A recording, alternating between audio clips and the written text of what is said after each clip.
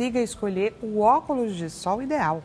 Sim, o óculos de sol ideal, esse é muito importante. A gente sempre tem que ter o filtro UVA e UVB.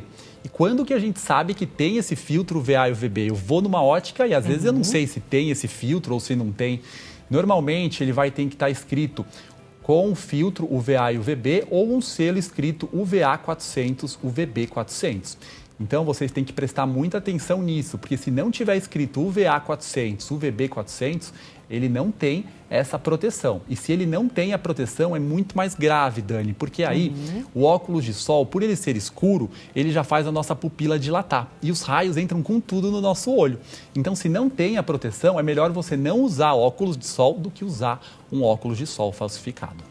Olha só que bacana esse alerta que o doutor está trazendo para a gente. Se a gente não usar um óculos que realmente ofereça uma proteção, é melhor que a gente fique sem nada nos nossos olhos do que a gente use um óculos simplesmente porque ele é bonito, porque eu gostei e resolvi adquirir, não é? É, o barato pode sair caro. O barato pode sair caro.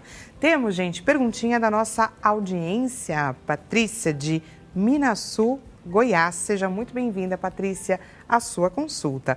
Boa tarde, vai chegando a noite e meus olhos começam a arder. Eles ficam vermelhos, coçam e até incham. E pela manhã amanhecem sempre com remelas. Tenho muita insônia, pode ser de não dormir muito bem?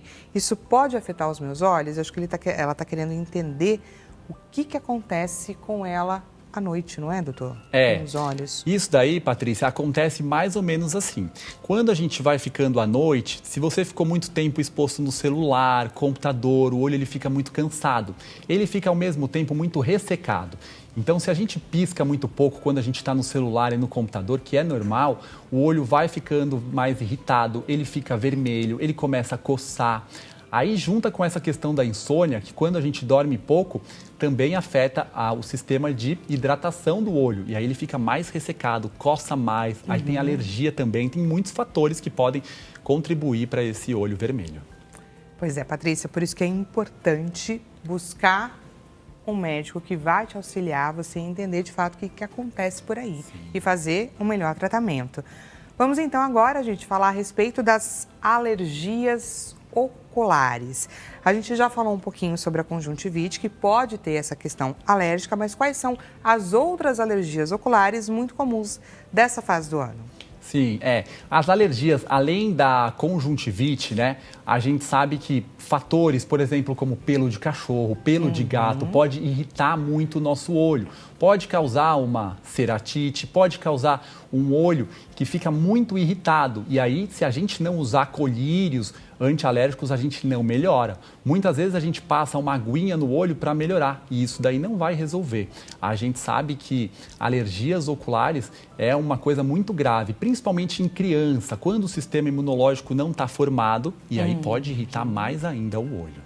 Pessoas com rinite, por exemplo, elas têm uma predisposição maior a desenvolver alergias oculares nessa fase do ano? Sim, todas as ites têm muita predisposição. Então, assim, rinite, sinusite, bronquite, a própria asma, todo mundo que é assim é porque já tem uma alergia desenvolvida em alguma parte do corpo e aí para atacar uma conjuntivite, uma rinite alérgica é muito grande. Então tem que tomar sempre muito cuidado. A gente sempre fala de não deixar o cachorrinho, o gato subir na cama, subir no sofá, porque isso daí ataca demais. Principalmente para pessoas que são muito alérgicas, a gente tem que evitar isso, porque senão vai coçar o olho, não vai ter jeito. Então isso daí é muito complicado.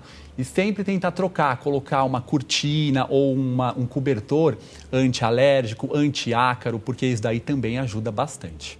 E você comentou, doutor, a respeito dos pelinhos de gato, pelinho de cachorro. Quais outros gatilhos também desencadeiam as alergias? Sim, além dos pelos, tem muitas coisas que podem desencadear. Na época, assim, de casaco de lã, cobertor, isso pode desencadear demais. Outras coisas, um tapete, tem gente que tem assim o apartamento todo de carpete, isso daí ataca muito também a alergia. Bichinho de pelúcia também ataca bastante. Então tudo que solta bastante pelo, ácaro, o travesseiro, a gente sempre recomenda colocar no sol, você sai para trabalhar, coloca ele no sol, porque senão quando você voltar à noite, deixar o quarto todo abafado, vai ter muito mais ácaros ali. E quais são as alternativas de tratamento? Porque quando a gente fala sobre uma alergia, muitas das vezes temos aí questões crônicas. Então, como que a gente consegue tratar um paciente? Tiramos da crise? Sim, o principal de tudo é eliminar esses fatores alergênicos. Agora, se você não consegue, ou se mesmo você eliminando, você está com a sua rinite atacada, a sua conjuntivite atacada, o que você deve fazer? O ideal, pega o paninho com água gelada, coloca assim sobre o olho. Além disso, existem colírios lubrificantes, que são muito importantes. Dê preferência sempre para colírios lubrificantes sem conservantes. Esses ajudam demais.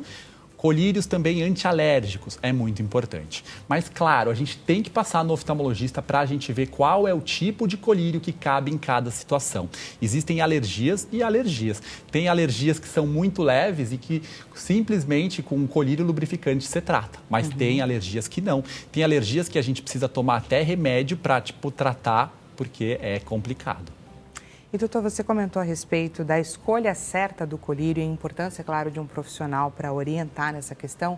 E aí me veio uma dúvida. Existe muita gente, né, que acaba se autoprescrevendo colírios e fazendo uso desses artifícios de fomeada? Muito. Isso é o que mais tem, né? A gente passa na farmácia do lado e aí pergunta para o farmacêutico, me passa um colírio. Porque meu olho está ressecado. É sempre assim. E aí isso daí pode acarretar muitos problemas, né? Porque normalmente esses colírios, eles não têm a sua identificação da sua doença. Então eles servem normalmente para clarear o olho.